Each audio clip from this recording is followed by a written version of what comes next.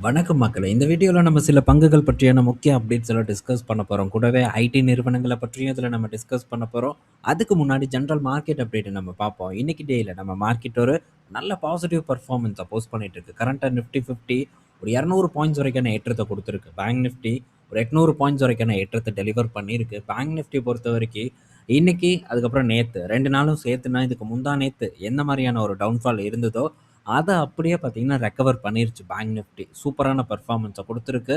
குறிப்பா PSU banks பெரிய அளவுக்கு சரிவ சந்திச்சிருந்தது. ஆனா, இப்ப பிஎஸ்யூ பேங்க்ஸ் பார்க்கும்போது, நல்ல ஏற்றத்த போஸ்ட் பண்ணிட்டு இருக்கு. எப்படி இறங்குச்சோ, அதே மாரியான ஒரு ஏற்றம் பிஎஸ்யூ பேங்க்ல நடந்திருக்கு.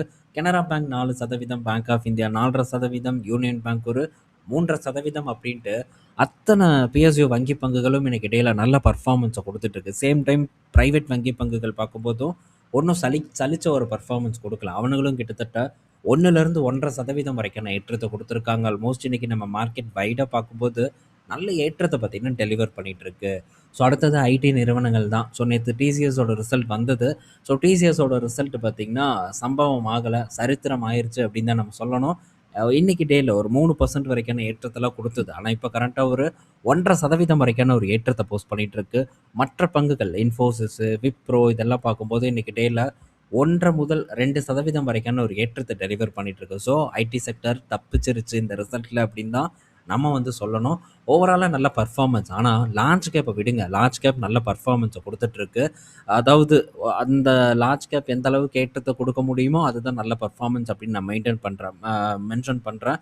ஆனா இந்த சின்ன பங்குகள், சின்ன ஒரு small and mid cap ID நிறுவனங்கள் இருக்குல்ல, அருமையான ஒரு பெர்ஃபார்மன்ஸ போஸ்ட் பண்ணிட்டு இருக்கு. ஸோ இந்த சென்சாரு, நியூஜென்னு இவனுங்கெல்லாம் பார்த்தீங்கன்னா, 10% மேலான ஏற்றத்த குடுத்துருக்காங்க. கிட்டத்தட்ட 14% வரைக்கான ஒரு ஏற்றத்த இன்னைக்கு டேல சென்சார் பார்த்தீங்கன்னா டெலிவர் பண்ணியிருக்கு. ஸோ லாஸ்ட் டிப்ல இருந்து அருமையான ஒரு ரெக்கவர பார்த்தீங்கன்னா போஸ்ட் பண்ணியிருக்கு. ஸோ இந்த அ இது மட்டும் இல்ல, இன்னொன்னையும் பார்ப்போம். இந்த நியூஜென் பார்ப்போம். ஸோ நியூஜென் பார்க்கும்போது 13% வரைக்கான ஏற்றத்த குடுத்திருக்கு. ஸோ நீங்க பாருங்க, இந்த நிறுவனங்கள் பார்க்கும்போது லார்ஜ் கேப் ஐடி நிறுவனங்கள காட்டிலும் மதிப்பீடு வகையில கொஞ்சம் அதிகமா இருக்கு. இல்லன்னா சேமா வந்து இருக்கு. இருந்தாலும் கூட ஒரு ஏற்றம் அப்படின்ட்டு வரும்போது, ஏறுவது இந்த சின்ன சின்ன ஐடி நிறுவனங்கள் தான் வேகமா பார்த்தீங்கன்னா, ஒரு ஏற்றத்த வந்து குடுக்குது. ஆனா, இந்த இடத்துல இருக்கிறது ஒரே ஒரு ரிஸ்க் தான். ஸோ லார்ஜ் கேப்பே பெரிய அளவுக்கு பாதிக்கப்படுது அப்படின்னா, ஸோ கண்டிப்பா இந்த இடத்துலயும் ஒரு பாதிப்பு இருக்கலாம். ஆனா சொல்ல முடியாது. திரும்ப ஒரு ரெக்கவர் அப்படின்னு வந்ததுன்னா, லார்ஜ் கேப்ப காட்டிலும் ஒரு வேகமான ஒரு ரெக்கவர் வேகமான ஒரு வளர்ச்சி பார்த்தீங்கன்னா, இந்த இடத்துல ஏற்படும்.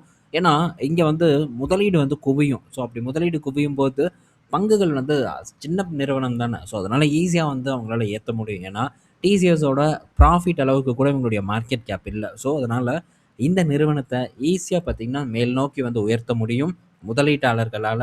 ஸோ அதனால இந்த ஒரு ஏற்றம் நடக்குது. நண்பர் கூட ஒருத்தர் பார்த்தீங்கன்னா, சாக்ஸாஃப்ட் பத்தி கேட்டிருந்தாங்க. ஸோ எனக்கு இதுலயும் அதே ஒரு ஒப்பீனியன் தான். எனக்கு என்ன ஆச்சரியம்னா இன்னைக்கு மோஸ்ட்டா எல்லா சின்ன பங்குகளும் ஏறி இருக்கு. ஆனா, இவன் பார்த்தீங்கன்னா, இன்னைக்கு டேல ஏற்றத்த குடுக்காம இருக்கான். ஆனா, இதுக்கு முன்னாடியே இது கொஞ்சம் ஓரளவு ஏற்றத்த வந்து போஸ்ட் பண்ணியிருக்கு. ஸோ, இந்த சாக்ஸாஃப்ட் அதுக்கப்புறம் இன்னும் சின்ன சின்ன பங்குகள் எல்லாம் பார்த்தீங்கன்னா, இப்ப இருக்கக்கூடிய சூழ்நிலையில நம்ம அது பக்கம் முதலீடு பண்றது அ ஓகேவா அப்படின்னு கேட்டா, என்ன பொறுத்தவரைக்கும் கொஞ்சம் ரிஸ்க்கா தான் நான் பார்க்குறேன். ஏன்னா, ஸோ லார்ஜ் கேப்பே பார்க்கும்போது இப்பவோ, அப்பவோன்னு இழுத்துட்டு இருக்கு. ஸோ மீண்டு வருவானா?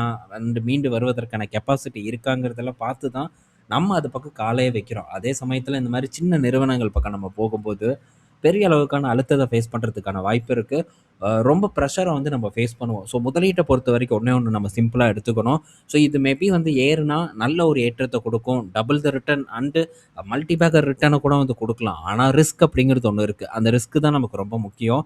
ஸோ இப்ப நம்ம பார்க்கும்போது வெறும் லாபத்த மட்டும் தான் வந்து பார்ப்போம். ஆனா லாபத்த தவிர்த்துட்டு, ஸோ அங்க என்ன ஆபத்து இருக்கு அப்படிங்கிறத தான் நம்ம ஃபர்ஸ்ட்டு வந்து பார்க்கணும். முதலீட்ட பொறுத்தவரைக்கும் இதுதான் ஒரு தம்ப் ரூல். ஸோ இத நம்ம பார்த்தது தான் முதலீடே வந்து பண்ண ஆரம்பிக்கணும். அப்படி நம்ம பண்ணாம லாபத் நோக்குல மட்டும் முதலீடு பண்ணுனோம்னா, ஸோ பெரிய அளவுக்கான ஒரு ஆபத்து நமக்கு ஏற்படும். ஸோ நீங்க கேட்கலாம் 2ம் ஐடி நிறுவனங்கள் தான்.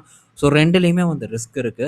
ஸோ ஏறுச்சுன்னா இத காட்டிலும் லார்ஜ் கேப்ப காட்டிலும் ஸ்மால் கேப் நல்ல ஒரு ஏற்றத்த குடுக்குமே அப்படிங்கிற ஒரு கேள்வி இருக்கலாம். ஆனா, ஸோ ஏதாச்சும் ஒரு காரணத்தினால ஏற்றம் தள்ளி போகுது. ஸோ இன்னும் கொஞ்சம் டிலே ஆகுது. அந்த டைம்ல நம்ம பிரெடிக்ட் பண்ணாத அளவுக்கான ஒரு டவுன்ஃபால் ஏற்படும். அப்போ நெனச்சு நெனச்சு வேதனைப்படுறத தவிர வேற வழி இல்ல. ஸோ டீசென்ட்டான ஒரு பெர்ஃபார்மன்ஸ நம்ம பண்ணுனாலே மார்க்கெட்ல நான் டெஃபினட்டா வந்து சஸ்டெயின் ஆக முடியும். நல்ல ஒரு குரோத்த எக்ஸ்பெக்ட் பண்ண முடியும். ஏன்னா, ஸோ நம்ம பல பங்குகள் பக்கம் கான்சன்ட்ரேட் பண்ணுவோம். நம்ம பல பங்குகள் பக்கம் கான்சன்ட்ரேட் பண்ணும்போது, ஸோ இந்த பல பங்குகள்ல அட்லீஸ்ட் ஒரு 25%, 30%, 35% இப்படி ஒரு ரிட்டர்ன் ஒரு 2 வருட அளவுல நமக்கு கிடைக்குது அப்படின்னு நம்ம எடுத்துக்குவோம். ஸோ அப்படி நமக்கு இந்த 35% ரிட்டர்ன் 2 வருட அளவுல கிடைக்குதுன்னா, என்ன பொறுத்தவரைக்கும் சூப்பரான ஒரு ரிட்டர்ன் அப்படின்னு நான் சொல்லுவேன். ஏன்னா இடையில ஏதாச்சும் ஒரு நிறுவனம் நமக்கு மல்டிபேக்கர் ரிட்டர்ன் குடுக்கலாம். அது இந்தியன் மார்க்கெட்டா இருக்கலாம், இல்ல குளோபல் மார்க்கெட்டா இருக்கலாம். ஸோ எங்கேயாச்சும் ஒரு நிறுவனம் இல்ல 2 நிறுவனம் நமக்கு அந்த மல்டிபேக்கர் ரிட்டர்ன குடுக்கலாம். ஸோ அந்த மாரி மல்டிபேக்கர் ரிட்டர்ன் நம்ம எதிர்பார்க்கும்போது, ரிஸ்க்கும் அதிகமா வந்து இருக்கும். ஸோ அதுக்கேற்ற மாரி ஒரு நல்ல இடத்துல தான் நம்ம முதலீடும் வந்து பண்ணுவோம். ஸோ அதனால கரெக்ட்டா பக்காவா வந்து பிரிச்சு போட்டு முதலீடு பண்ண ட்ரை பண்ணுவோம். முடிஞ்ச அளவுக்கு ஸோ குவாலிட்டியான ஒரு இடத்துல முதலீடு பண்ண ட்ரை பண்ணுவோம். ஸோ இப்ப இந்த மாரி சின்ன நிறுவனங்கள்ல ஸோ ஃபியூச்சர் பார்த்தீங்கன்னா, இவங்க வந்து ஒரு பிசினஸையே மாத்தப் போறாங்களா? அப்படின்னுலாம் கேட்டா, அப்படியெல்லாம் வந்து பண்ண போறதில்ல. அதனால இந்த இடத்துல நம்ம ரிஸ்க் எடுக்க முடியுமா? டெஃபினட்டா எடுக்க முடியாது. ஸோ இப்போ ஒரு பிசினஸ் புது சைக்கிள் வருது. ஒரு புதுசா ஒரு மாற்றத்தையே கொண்டு வர போறாங்க அப்படிங்கிற ஒரு இடத்துல, ஒரு நல்ல அடிமட்ட விலையில இருக்கா? அப்ப நம்ம அந்த இடத்துல மல்டி பேக்கர் ரிட்டர்ன எதிர்பார்த்து ஒரு ரிஸ்க் எடுக்கலாம். ஸோ இதெல்லாம் பார்த்தீங்கன்னா, என்னோட ஒரு தாட். இதெல்லாம் பேஸ் பண்ணி தான் நான் முதலீடு பண்ணுவேன். ஸோ இந்த மாரி இடத்துல நம்ம முதலீடு பண்ணும்போது, எனக்கு வந்து சேஃபா படல. பட் மேபி ரிட்டர்ன் குடுக்கலாம். பட் நமக்கு வந்து அந்த அளவுக்கு இன்ட்ரெஸ்ட் இல்ல. ஸோ இதே சென்சார் அந்த நியூ ஜென் இதெல்லாம் இதுக்கு முன்னாடி நான் டிஸ்கஸ் பண்ணியிருக்கேன். வாங்கியிருக்கேன். ப்ராஃபிட்டும் வந்து பண்ணியிருக்கேன். ஸோ நம்ம இந்த லார்ஜ் கேப் ஐடி நிறுவனங்கள்ல சம்பாரிச்சத விட, இந்த நிறுவனங்கள்ல நான் சம்பாரிச்சிருக்கேன். டபுள் த ரிட்டர்னுக்கு மேல. பிர்லா சாஃப்ட் ஸோ இதெல்லாம் தூக்கி அள்ளி குடுத்தது. ஆனா, ஸோ அதுக்கப்புறம் திரும்ப இறங்கியிருக்கு. ஸோ இப்ப திரும்ப ஏறுவதற்கான வாய்ப்பு இருந்தும் கூட, இப்ப இருக்கக்கூடிய சூழ்நிலை எனக்கு கொஞ்சம் அச்சத்த குடுக்குது. இப்ப இருக்கக்கூடிய சூழ்நிலையில லார்ஜ் கேப் ரொம்ப சேஃபா இருக்கு அப்படின்னு நான் ஃபீல் பண்றேன். ஏன்னா 2022ல அந்த அளவுக்கு ஐடி செக்டார் என்ன பொறுத்தவரைக்கும் நான் கவனிக்கல. டிசிஎஸ் எல்லாம் பெருசா ஆப்பர்ச்சுனிட்டி வந்து எல்லாம் எனக்கு இருந்த மாரி எனக்கு தெரியல. பட் இப்போ நல்ல ஒரு இடத்துல இருக்கு. இன்னைக்கு டேட்ல பார்க்கும்போது லார்ஜ் கேப் நல்ல இடத்துல இருக்கிறதா நான் ஃபீல் பண்றேன். ஸோ செக் பண்ணி பாருங்க ஸ்மால் கேப்ப. பட் ஏறுறதுக்கு சான்ஸ் இருக்கலாம். பட் நான் இங்க ரிஸ்க் எடுக்கல அப்படிங்கிறத தான் இந்த இடத்துல சொல்ல வரேன். ஓகே. ஸோ நெக்ஸ்ட் அப்படின்னு நம்ம பார்க்கும்போது, இந்த கோல்டு மானிட்டைசேஷன் 2.0 ஸ்கீம் தான். ஸோ இப்போ இந்த ஸ்கீம் பத்தி நேத்து எனக்கு ஒரு நோட்டிஃபிகேஷன் வந்தது. ஒரு ஆர்டிக்கல் வந்தது. ஸோ அதில என்ன ஹெட்லைன் இருந்ததுனாலே, ஸோ உங்க வீட்டில் இருக்கக்கூடிய தங்கம் உங்களுக்கு ஆபத்தா மாறப்போகுது அப்படிங்கிற ஒரு ஹெட்லைன் தான் வந்தது.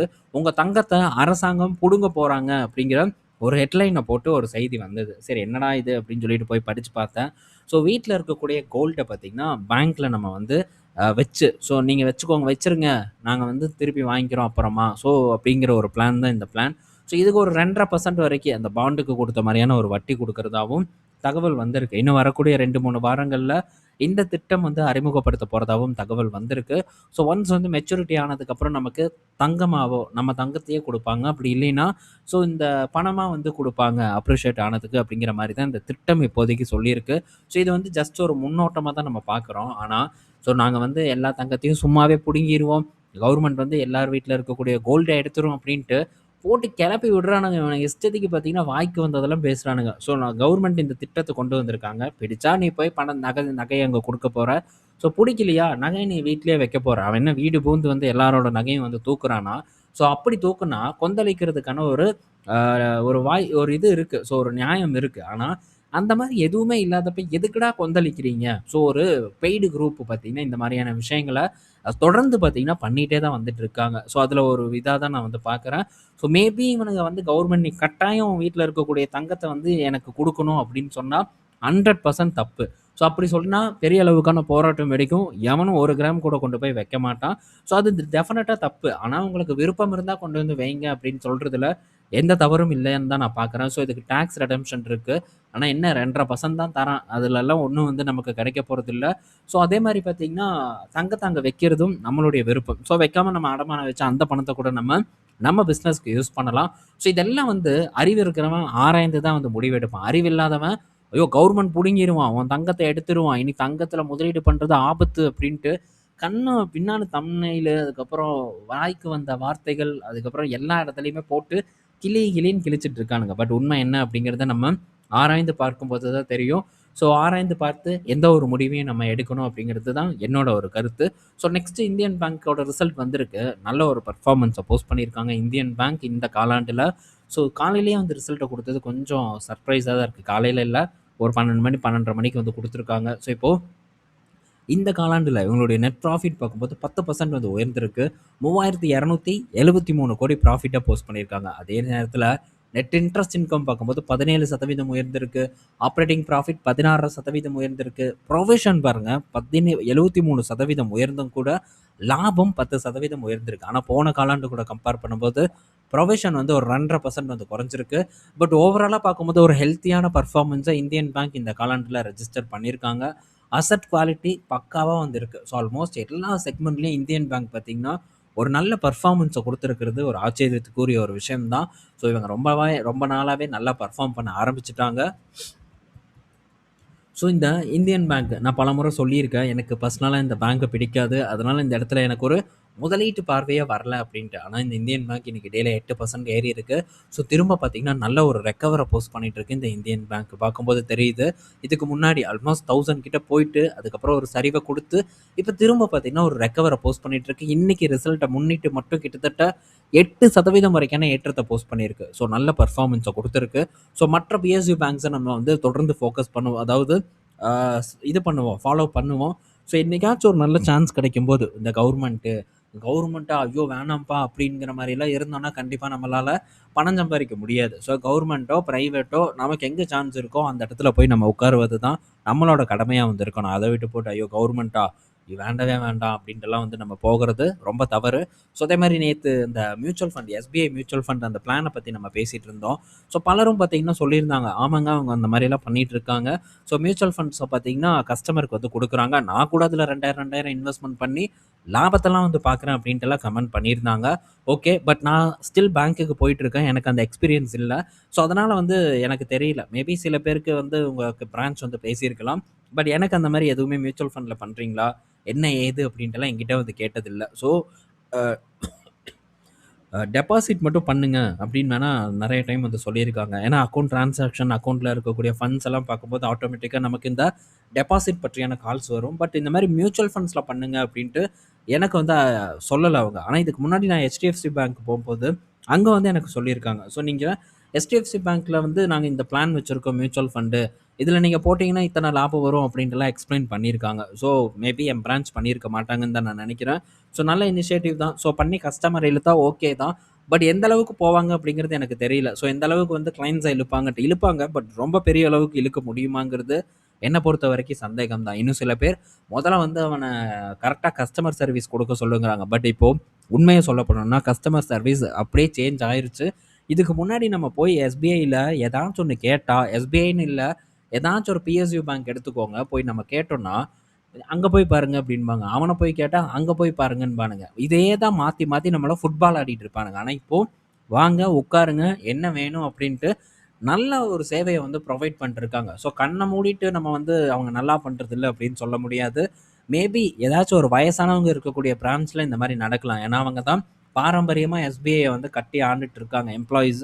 ஸோ அந்த எம்ப்ளாயீஸ் மேபி அதே மாரி வந்து பண்ணலாம். ஆனா ஸோ இப்ப எம்ப்ளாயீஸ் எல்லாம் கம்ப்ளீட்டா சேஞ்ச் ஆயிட்டாங்க. ஒரு நல்ல வயசுள்ள நடுத்தர வயசுள்ள நபர்கள் தான் இருக்காங்க. அவங்களுடைய சேவைகள் ரொம்பவே வந்து சேஞ்ச் ஆயிருச்சு அப்படிங்கிறது தான் என்னுடைய பார்வையிலேருந்து நான் பார்க்குறேன். ஸோ இந்த எக்ஸ்பீரியன்ஸ் கண்டிப்பா பிஎஸ்யூ பேங்க்ஸ் போற உங்களுக்கும் இருக்கும்னு நான் நினைக்கிறேன். So okay. இது என்னுடைய ஒரு இதுதான். ஸோ இன்னுமே பிஎஸ்யூ பேங்க் வேஸ்ட்டு.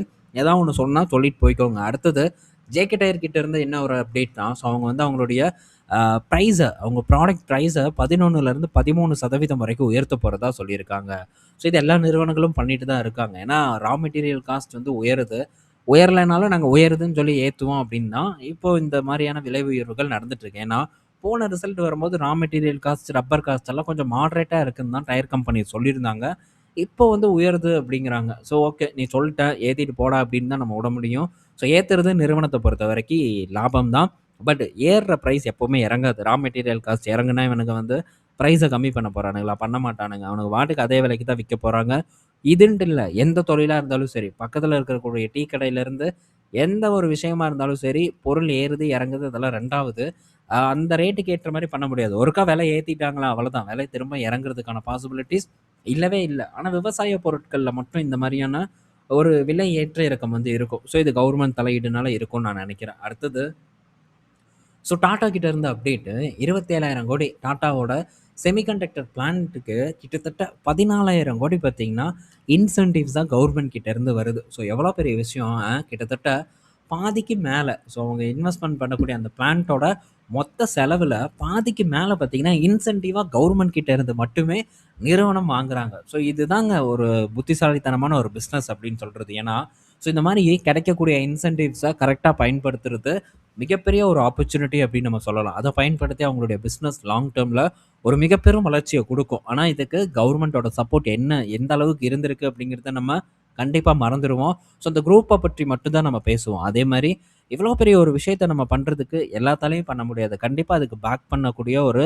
சப்போர்ட் இருக்கக்கூடிய ஒரு பெரிய ஒரு குரூப்பால மட்டும் தான் பண்ண முடியும். அப்படி நம்ம பார்க்கும்போது, இந்த டாடா குரூப் ஒரு நிலையான ஒரு குரூப். எக்கச்சக்கமான பணம் இருக்கு. அண்ட் பவர் இருக்கு. எல்லாம் இருக்கு. ஸோ, ஒரு எந்த பிசினஸ்னாலும் அத நின்னு செய்றதுக்கான ஒரு கேப்பபிள் பார்த்தீங்கன்னா, இந்த நிறுவனங்களுக்கு இருக்கு அப்படின்னு தான் நான் ஃபீல் பண்றேன். ஸோ எது எப்படியோ இன்சென்டிவ்ஸ்ல நல்ல இந்த மாரி பெரும் நிறுவனங்கள் வாழ்றது நம்மள பொறுத்தவரைக்கும் நல்லது. அண்ட் இந்த மாரியான செமிகண்டக்டர் பிளான்ட் நம்ம நாட்டுக்கு டெஃபினட்டா வந்து வேணும். ஏன்னா, எப்பவுமே நம்ம ஒருத்தன நம்பியே இருக்க முடியாது. ஸோ கண்டிப்பா நம்ம நாட்டிலயும் ஃபியூச்சர்ல சிப் டிசைனிங் பண்ணலாம். இப்பவே பண்ணிட்டாங்க. சிப் டிசைனிங் பண்ணி TSMC பார்த்தீங்கன்னா, ப்ரொடியூஸ் பண்ணியே குடுத்துருக்காங்க. அந்த மாரி சிப் டிசைனிங் ஒரு நிறுவனம் பண்ணும். ஸோ சிப் புரொடக்ஷன இந்த மாரி டாடா போன்ற நிறுவனங்கள் பண்ணும். ஸோ அப்படியெல்லாம் இருக்கும்போது கண்டிப்பா ஒரு பெரும் வளர்ச்சிய நம்ம டெஃபினட்டா எதிர்பார்க்கலாம். ஆனா, இதுக்கு மிகப்பெரிய அளவுல காலம் எடுத்துக்கும் அப்படிங்கிறதுல மாற்று கருத்து இல்ல. அடுத்தது